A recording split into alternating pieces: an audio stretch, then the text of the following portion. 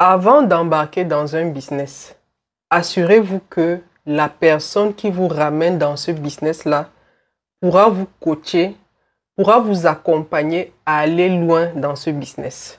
Pourquoi je vous en parle? Il y a une jeune dame avec qui j'échange sur WhatsApp depuis 6 mois. Elle m'a contacté en me disant: Priscille, j'aimerais que tu me coaches dans ma carrière de conseiller en sécurité financière. J'ai ma licence depuis, mais je ne décolle pas. Et je lui demande donc: mais comment tu es au courant de l'opportunité de carrière? Comment tu te retrouves là-dedans? Elle me dit qu'elle voyait souvent mes TikTok et ça l'a intéressée. Et il y a un monsieur qui s'est rapproché d'elle à ce moment-là et il l'a fait embarquer dans la compagnie. Je lui dis donc que bon, toi-même, je te parle de quelque chose, quelqu'un d'autre te recrute, mais tu veux que je te forme. Mets-toi à ma place. À quel moment tu veux que je fasse ça? Donc, il y a des personnes qui vont être très rapides à vous recruter, à vous faire embarquer dans des opportunités de carrière. Mais une fois que vous êtes dans l'opportunité, ces personnes-là n'auront plus une seule minute pour s'occuper de vous. Elles n'auront même plus une minute pour répondre à votre message. Parce que le plus difficile, c'était de vous faire rentrer dans l'opportunité de carrière. Et elle n'est pas la seule. Il y a tellement de personnes qui m'écrivent et qui me disent: Priscille, j'aimerais tellement... Je leur dis non. J'ai ma propre équipe. Hein? J'ai ma propre équipe, j'ai mes conseillers. À quel moment vous voulez que je laisse tomber mes conseillers, ceux que j'ai recrutés, ceux envers qui je suis redevable, ceux à qui j'ai promis que je vais vous coacher, je vais vous faire arriver au sommet? Je les mets en pause et je viens m'occuper de vous. À quel moment? Non. Ça ne marche pas comme ça parce que votre travail profite à quelqu'un d'autre, mais moi je viens l'aider à faire son travail. Pourquoi? Donc avant d'embarquer dans un business, quel qu'il soit,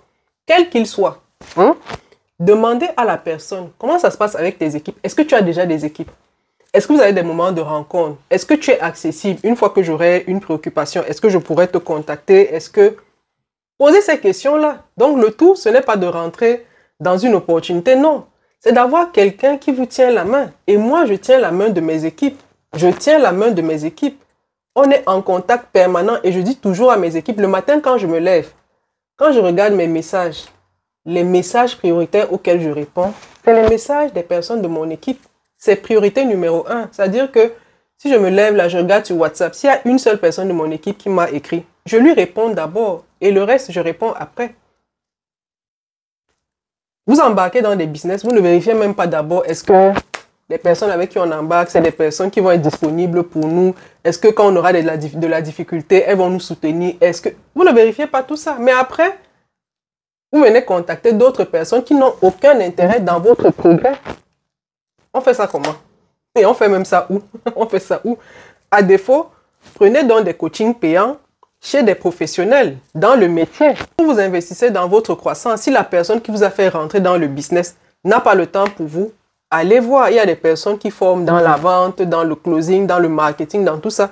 Allez les voir et payez le prix. Donc, on ne rentre pas dans un business les yeux fermés. On ne rentre pas dans un business seulement parce qu'on vous a dit que ça rapporte beaucoup d'argent. Non. Parce que la personne qui vous fait rentrer dans le business, c'est elle qui doit vous tirer. C'est elle qui doit vous tirer.